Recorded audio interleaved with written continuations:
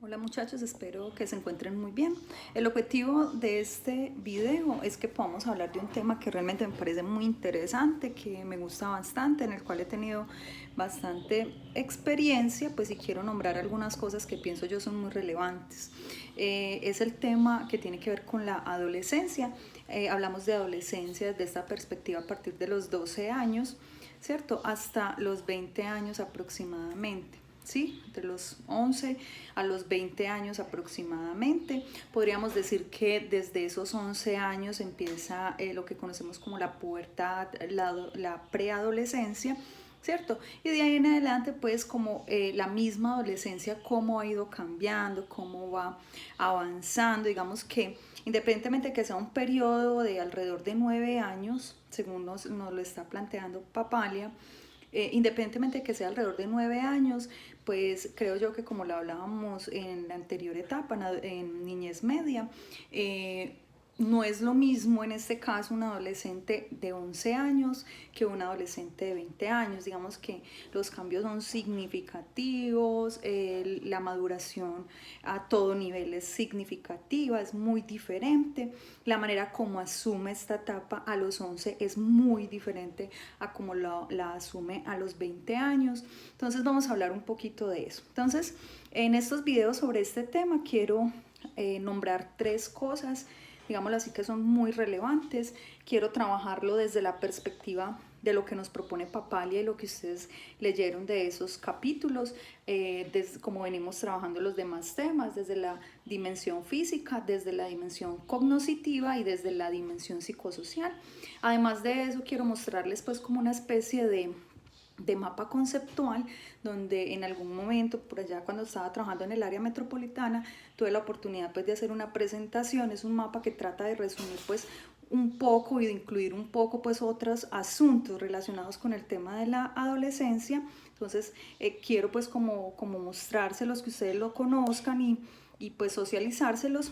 Y además quiero compartirles pues algo que a mí me parece muy bacano, que tuve la oportunidad de conocer, que de hecho se los voy a agregar ahí al Classroom, que es un artículo de un psiquiatra donde él se llama El cerebro adolescente, y me parece muy interesante esa propuesta. El psiquiatra se llama Germán Casas. Me parece muy interesante la propuesta que hace porque, como les decía ahorita, no es lo mismo el adolescente de 11 años que el de 19, 20 años. Entonces él nos hace una diferenciación de cómo se va dando, digámoslo así, la conducta, cómo se va manifestando esos cambios y cómo de alguna manera algunas situaciones a nivel de cerebro, de desarrollo en los adolescentes, va a generar una influencia significativa en cada momento, digámoslo así, de esa adolescencia. Él subdivide entonces la adolescencia en periodos de 11 a 12 años, de 13 a 14 años, de 15 a 16 años y ya de 17 a 18 años es como la subdivisión o los periodos que él propone. Entonces también les voy a socializar esa propuesta. Es muy importante que la conozcan, es muy importante que yo pienso que se apropien de ese conocimiento, porque gran parte del trabajo que nosotros como psicólogos hacemos en los diferentes ámbitos tiene que ver como con este ejercicio de los adolescentes, comprender los adolescentes. Digamos que como es una etapa tan compleja, de tantas crisis, de vivencia de crisis y de cambios significativos, pues a veces los padres, o más bien muchas veces los padres, no saben qué manejo darle, cómo orientar, cómo guiar ese proceso de esos adolescentes. Y sabemos que es el momento donde aparecen, digámoslo así, o hay un alto riesgo o hay una alta vulnerabilidad a la presencia de trastornos mentales, ¿cierto? De trastornos mentales bien complejos, trastornos de conducta que ya sabemos que en niñez media, digámoslo así, se puede empezar a identificar estos, pero acá en la adolescencia, digámoslo así, que podríamos decir que se agudizan y se hacen más fuertes y se manifiestan, se hacen más presentes. En ese sentido, entonces, hace parte de nuestro quehacer profesional estar atentos a esos acompañamientos a esos adolescentes, pero también a esos padres y esos cuidadores que muchas veces no tienen ni idea qué hacer, que sienten que han agotado todos los recursos y que pues ahí es cuando acuden al servicio de psicología, ¿cierto? Entonces esa pues como a manera de introducción de lo que vamos a ver y a conocer durante esta semana en relación con este tema. Entonces quiero empezar como por una generalidad y tiene que ver con ese mapa, digámoslo, a manera introductoria en términos generales, eso que ocurre con los adolescentes. Les voy a compartir este mapita donde nos dice pues que claramente la adolescencia es una etapa compleja, ¿sí? Etapa compleja en la medida en que está la presencia de síntomas de ansiedad y algún tipo de dolor que pudiera asemejarse a la depresión, ¿cierto? Algunas situaciones, algunos malestares que digamos que en cierta medida pues pudieran ser llevaderos o digámoslo así normales o más bien típicos de la etapa. Sin embargo, pues hay que estar muy atentos en ese proceso de diferenciación, pues que no sea un asunto realmente un trastorno del estado de ánimo. Entonces hablamos de que que es inevitable que en esta etapa aparezcan síntomas de ansiedad, que aparezcan problemas como por ejemplo insomnio en algunas personas, onicofagia, en algunas personas muchos problemas para conciliar el sueño, para mantenerse tranquilos, inquietud motora, sudoración, digámoslo así, malestar, ansiedad. Todo eso corresponde a síntomas de ansiedad que puede corresponder precisamente al enfrentarse a un montón de situaciones que pueden resultar nuevas. Además de eso le agregamos esos cambios hormonales, esos cambios a nivel de la reestructuración del cerebro. Entonces aparece de entrada, aparecen esos síntomas de ansiedad y ese dolor que pudiera parecer depresión, pero como les digo hay que estar atentos a si es depresión o si es dolor depresivo, que podríamos decir que es ese sentir muy similar a la depresión, pero que hace parte de la vivencia de la etapa. Entonces nos dice acá que en la adolescencia confluyen cambios, ¿cierto? Cambios, esos cambios pues son a todo nivel. Entonces podemos decir que hay cambios a nivel neuroquímico. Evidentemente hay cambios físicos, que Papalia pues también lo nombra, ahorita lo vamos a retomar, cambios físicos, pero también hay unos cambios a nivel psicológico y emocional, pues ellos tienen la vivencia de unos duelos, ya voy a hablar un poquito más de eso, pero además de eso confluye también esa presión social o esa exigencia del medio, pues que le va a estar permitiendo a ese adolescente reestructurar y, digámoslo así, adaptarse o no a unas nuevas pautas de comportamiento y convivencia, porque el rol cambia. El rol del adolescente cambia, ya no es el niño, ya empieza a asumir, digámoslo así, otro tipo de responsabilidades, el rol cambia y frente a ese cambio, pues, digámoslo así, la sociedad exige unas nuevas pautas de comportamiento y unas nuevas pautas de convivencia. Entonces, términos generales, presencia clara de síntomas de ansiedad y depresión, confluencia de varios cambios neuroquímicos, físicos y psicológicos emocionales, pero además el medio social con una exigencia distinta, creando unas nuevas pautas de comportamiento y unas nuevas pautas en la convivencia. Para hablar en términos generales, entonces sabemos que adolescencia viene de adolecer, ¿cierto? Implica ese cambio doloroso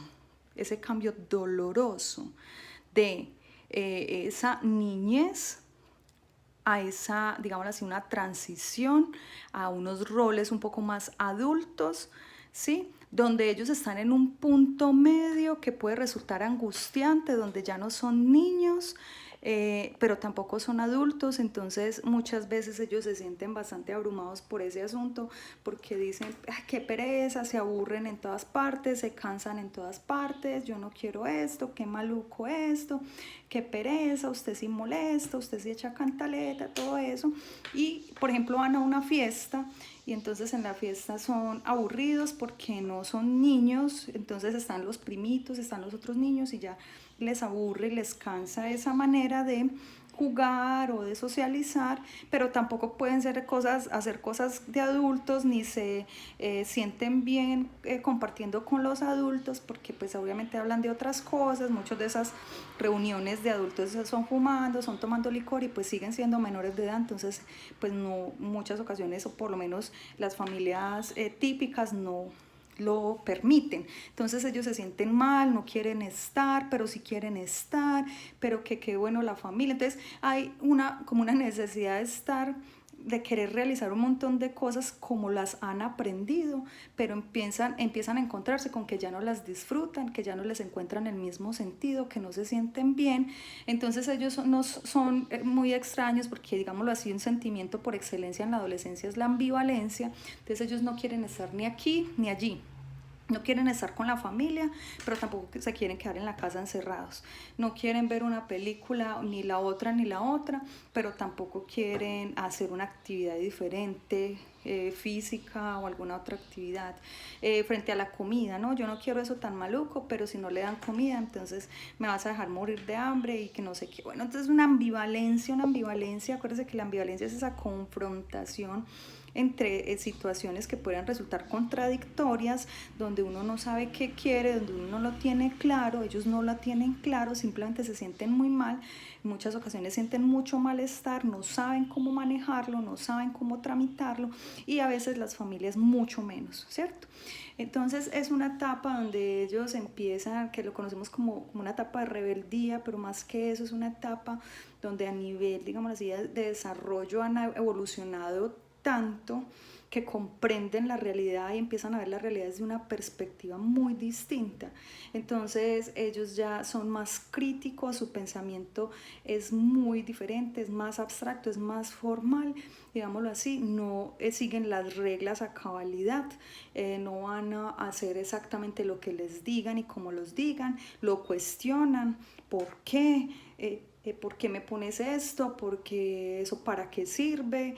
No lo quiero hacer. Empiezan como a tener esa lucha también en esa búsqueda de identidad, por demostrar que ellos también valen, que su opinión es importante, que él también hace parte de la familia, que él tiene cosas relevantes que aportar y buscan la manera pues como de manifestar eso y a veces no lo hacen de la mejor manera y empiezan, digamos así, esos choques o esas confrontaciones con el resto de la familia, generalmente con la autoridad. Estoy hablando pues como en términos muy generales, eso no quiere decir que todos los adolescentes lo vivencien de la misma manera, ¿cierto? Hay unos adolescentes que suelen ser muy tranquilos, que digamos que han tenido un buen acompañamiento en términos de normas, límites, disciplinar, de afecto, de satisfacción de necesidades en un justo medio.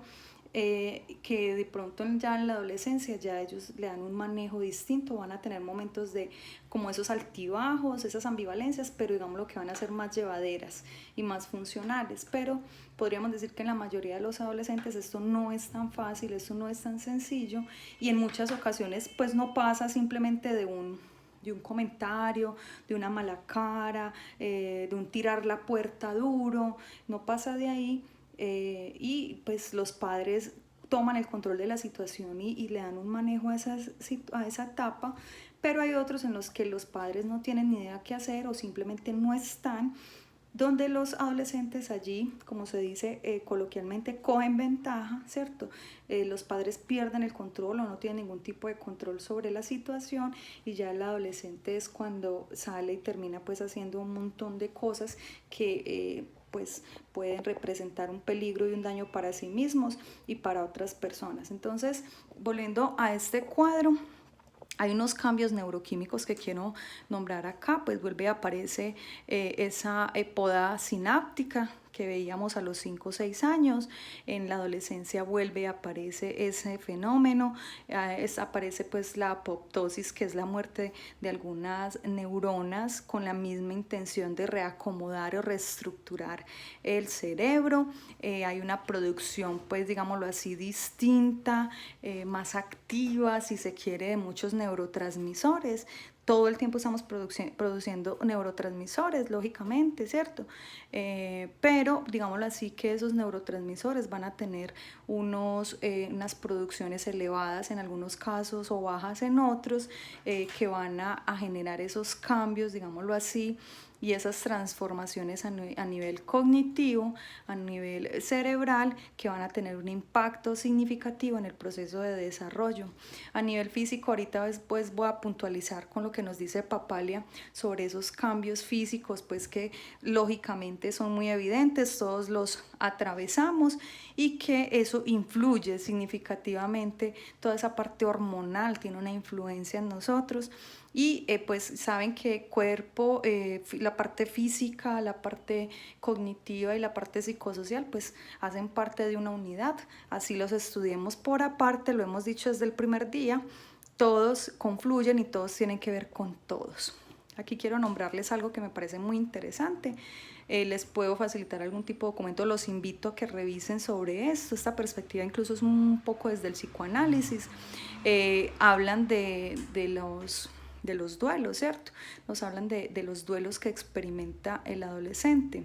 Esos duelos son pérdida del cuerpo infantil, pérdida del rol infantil, pérdida de los padres de la infancia, y otra que se llama pérdida bisexual infantil, ¿cierto? Entonces, en términos muy generales, podemos decir, ustedes saben que cuando hablamos de duelo estamos hablando de una pérdida, no estamos hablando necesariamente de la muerte, eso tiene que quedar muy claro. Los psicólogos hablamos mucho de duelos y elaboraciones de duelos. Pues bien, un adolescente se está enfrentando a un montón de duelos, ¿cierto?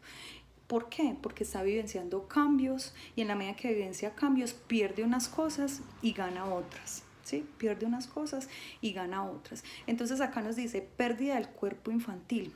El adolescente siente malestar, puede que no sea muy consciente de eso, pero siente inevitablemente un malestar porque su cuerpo está cambiando, porque no es lo mismo el cuerpo de niño, que es pequeño, que es distinto, que no implica el uso de desodorante, que no implica pues tantas, que aparezcan los vellos, el bigote, bueno, las axilas, todo eso hace que ellos se sientan, vean ese cambio en sí mismos. Si a algunos les parece charro, divertido, digamos que la familia influye en eso, pero hay otros que les parece terrible, les parece lo peor, les parece muy angustiante, les da pena, ¿cierto? A las niñas cuando les empieza a crecer los senos, les da pena. Digamos que culturalmente también hay un asunto con esto, sobre todo en las anteriores generaciones, con el tema pues de que si le están saliendo los senos, que si tuvo la primera menstruación, que todo eso, entonces avergüenzan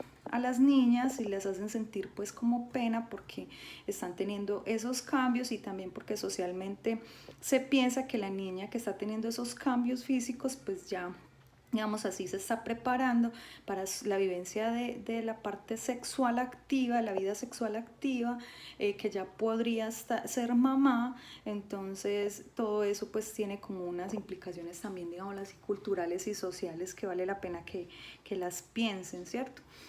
Entonces pérdida del cuerpo infantil implica que para los niños que están ya atravesando, digamos, ya a los 11 años, ya están viendo esos 12 años, empiezan a ver esos cambios en su cuerpo, empiezan a perder ese cuerpo de niño y empiezan a asumir un cuerpo que implica un montón de cosas, ¿cierto? Un montón de obligaciones, un montón de sensaciones, un montón de situaciones muy distintas que pues algunos, como les digo, pueden asumirlo como algo favorable, pero que muchos lo asumen como una cosa muy terrible.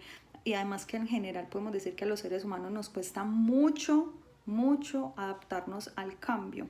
Y es muy charro porque cuando uno habla de inteligencia, precisamente la inteligencia habla de eso, de la capacidad que tiene un sujeto para adaptarse al medio. Digamos que las concepciones de inteligencia más antiguas hablan de eso. Pero a los seres humanos de por sí nos cuesta muchísimo flexibilizarnos y nos cuesta mucho adaptarnos al cambio. En el caso pues como de los niños que pasan ya a la adolescencia, pues obviamente no tienen ni siquiera la maduración suficiente para asumirlo, y por eso esa transición pudiera ser un poco compleja para ellos, ¿cierto? Entonces está eso, está la pérdida del rol infantil. Ellos ya empiezan a darse cuenta que ya no son esos niños, que ya no tienen las ventajas que tienen los niños, que ya no, la mamá ya no lo viste, la mamá ya no lo cambia, la mamá ya no le perdonan, digámoslo así, más fácilmente, o le pasan ciertas faltas o cierta irresponsabilidad, o cuando uno los ve muchos cuando están en el carro, por ejemplo, y se bajan del carro, entonces extienden las manitos para que los carguen, extienden las manos así para que los cargue la mamá, y la mamá o el papá le dice, ay no, mi hijo, usted ya está muy grande, ya está muy pesado.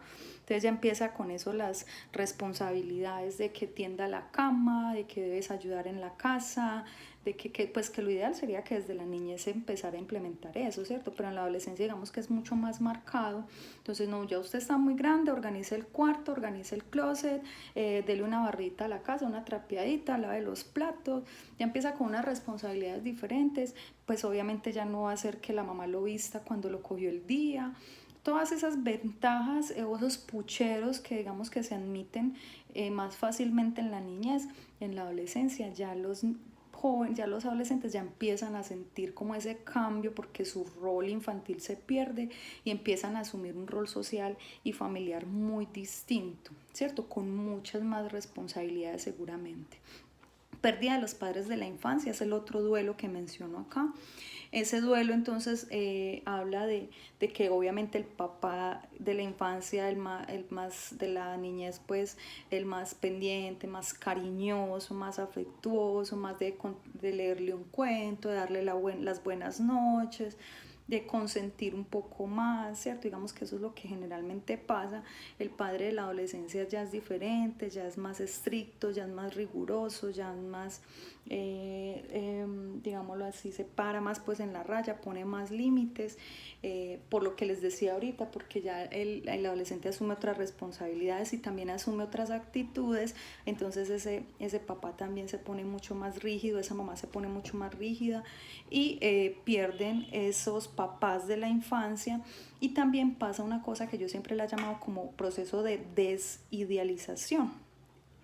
¿Y qué es ese proceso de desidealización? Yo no sé si ustedes se han dado cuenta que uno cuando es niño, también pues si ha tenido una familia, digámoslo así, pues como común o típica, cuando uno es niño, uno tiende a idealizar, bueno, ya lo habíamos hablado, primero se idealiza a uno mismo, ya luego uno tiene un concepto más real de sí mismo, pero hay una tendencia a idealizar a los papás, ¿cierto? A las figuras de autoridad, porque son las personas que siempre nos han, digámoslo así, nos han indicado cómo debemos de hacer las cosas, nos han indicado cuál es el deber ser, nos han corregido cuando nos equivocamos, cuando cometemos algún error. Entonces la tendencia es a pensar que si a uno le corrigen esas cosas es porque esa persona sabe cómo se hacen y porque esa persona o esas personas lo hacen bien.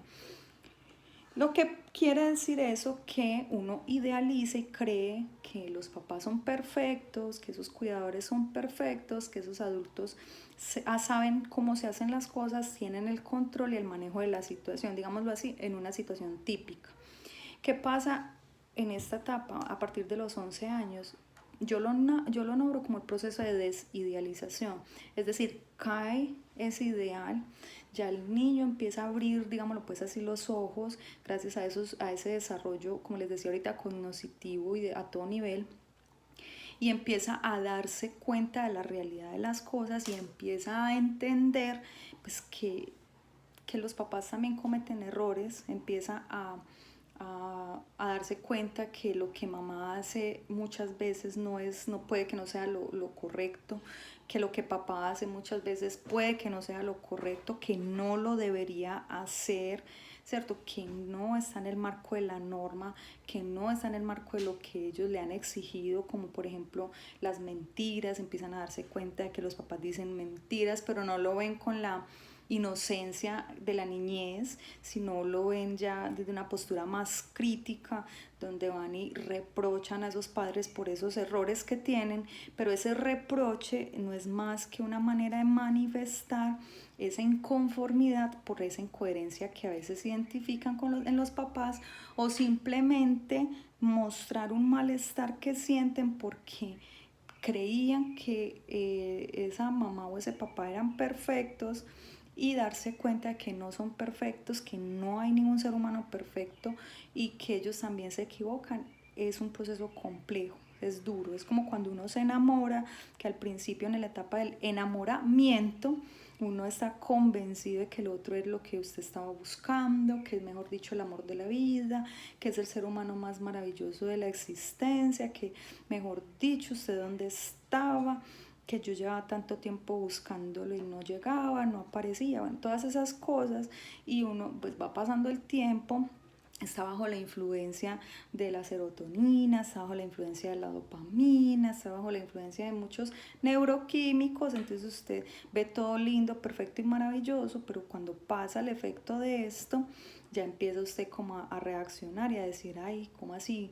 No, pero ¿cómo así es que usted grita? ¿Cómo así es que usted es grosero? ¿Cómo así es que no me llamas? Bueno, todas esas situaciones, o es que usted también es rabioso, o es que usted es mentiroso, bueno, todas esas cosas que uno empieza a darse cuenta del otro, cae como ese ideal, ¿cierto?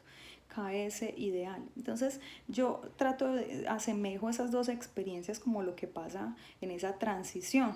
El niño despierta, tiene un pensamiento más crítico, y su manera, como no lo sabe tramitar, no sabe qué hacer con eso, todavía no ha tenido el desarrollo cognitivo para conciliar ese desarrollo, ese momento de la vida en donde uno ya concilia, donde uno ya comprende que no todo el mundo es perfecto, que no hay que asumir una postura rigurosa, digámoslo, frente a la vida, es decir, que hay matices, que no todo es blanco y es negro, sino que hay grises, que todos somos distintos, que hay que aceptar esa diferencia. O sea, cuando uno aprende a conciliar, hace parte más de un pensamiento que Papalia lo nombra como pensamiento postformal, y hay varios autores pues que lo nombran postformal, y que eso ya ocurre, digámoslo así, al final de la adolescencia, ya en lo que conocemos como la adultez emergente, que es como la unión, la siguiente etapa, lo que sigue después de la adolescencia.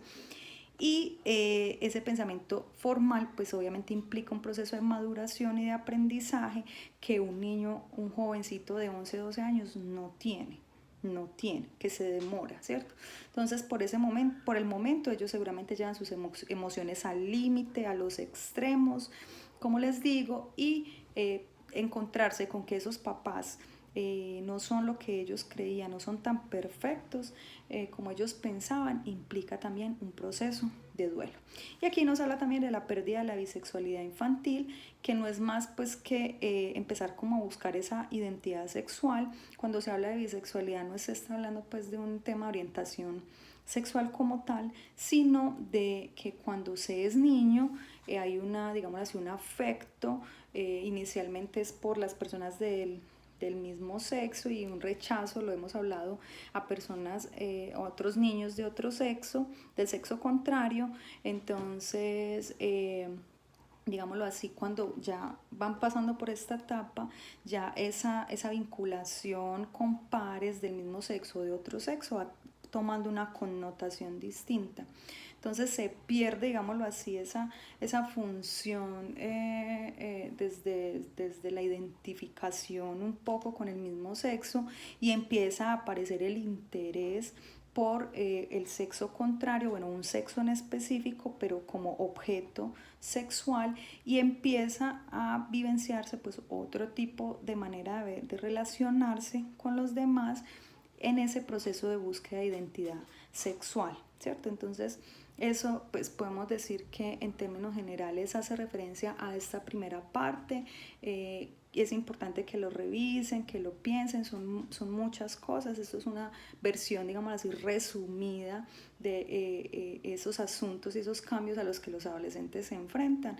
Y yo pienso que es el punto de partida para comprenderlos más Y más que rechazar, uno habla con los papás. Estoy convencida que aquí las compañeras que tienen hijos y que tienen hijos adolescentes que están viendo este video dirán, o leerán el documento de papá y dirán, ay, adolescentes, ay, yo no me los aguanto, qué pereza, ay, no, ay, tan maluca esa etapa, porque puede que se acuerden de la propia, o porque esté siendo muy complejo con ese niño, con el hermanito, con el sobrino, pues con cualquier persona que esté en su entorno. Usted dirá, tan teso eso, qué pereza, más bien como unos sentimientos de apatía, porque es compleja, pero más que eso, o de juzgar o de maltratar, porque a veces pasa eso, es comprender sin justificar. Acuérdense que la tarea del psicólogo es comprender la realidad del otro sin justificarla, más bien responsabilizando al otro. Entonces esa es como la intención, que empiecen a dimensionar lo grande y todas las implicaciones del proceso de adolecer, es decir, de la etapa de ciclo vital adolescencia.